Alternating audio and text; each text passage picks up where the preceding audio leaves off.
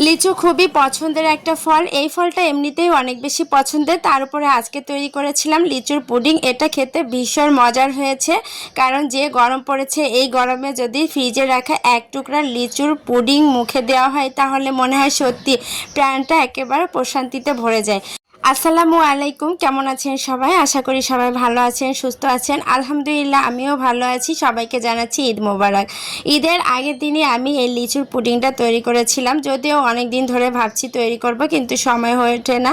আর লিচু এতটাই পছন্দের যে এটা বাজার থেকে আনতেই শেষ হয়ে যায়, আর ইচ্ছে হয় না যে এটা দিয়ে পুডিং তৈরি করি। তারপরে পুডিংটা যখন তৈরি করেছি সত্যি অনেক বেশি মজার হয়েছে। আমার ছেলে দুইটাও খুব পছন্দ করেছে লিচুর এই পুডিংটা। এখন আমি যে লিচুগুলো ছিলে নিয়েছিলাম সেখান থেকে 12টা লিচু থেকে বিচি ছাড়িয়ে ব্লেন্ডারে জারে নিয়েছি ব্লেন্ড করার জন্য। ব্লেন্ড করে এই পুডিংটা তৈরি করতে হবে। তো এইখানে ব্লেন্ড করা হয়ে গেছে, আমি এখন ছাঁকনি দিয়ে ছেঁকে নিব। অবশ্যই ছাঁকনি দিয়ে ছেঁকে নিতে হবে, তাহলেই একটা স্মুথ পুডিং তৈরি করা সম্ভব।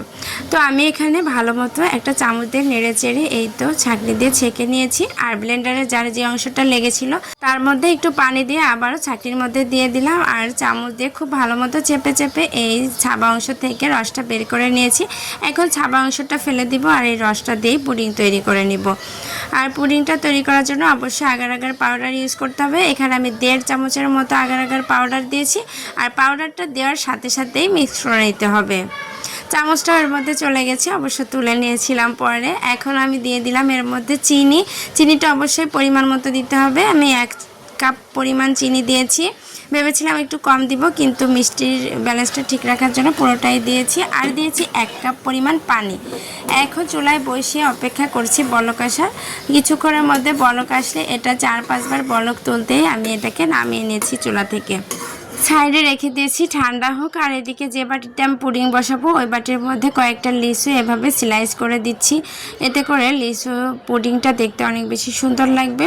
এটা হাত দিয়ে অবশ্যই এভাবে স্লাইস করে দিতে হবে। আর এই স্লাইস করে দেওয়া হয়ে গেলে এর মধ্যে যে মিশ্রণটা রেডি করে রেখেছিলাম সেটাও দিয়ে দিলাম। একদম সুন্দর মতো দেওয়া হয়ে গেলে লিচুগুলো কিন্তু উপরে ভাসছিল। তারপর ঢাকনা দিয়ে ঢেকে এটা 15-20 মিনিটের মতো রেখে দিতে হবে নর্মালে। যখন জমে যাবে তারপর ফ্রিজে ঠান্ডা হতে দিয়েছিলাম 10 মিনিটের জন্য।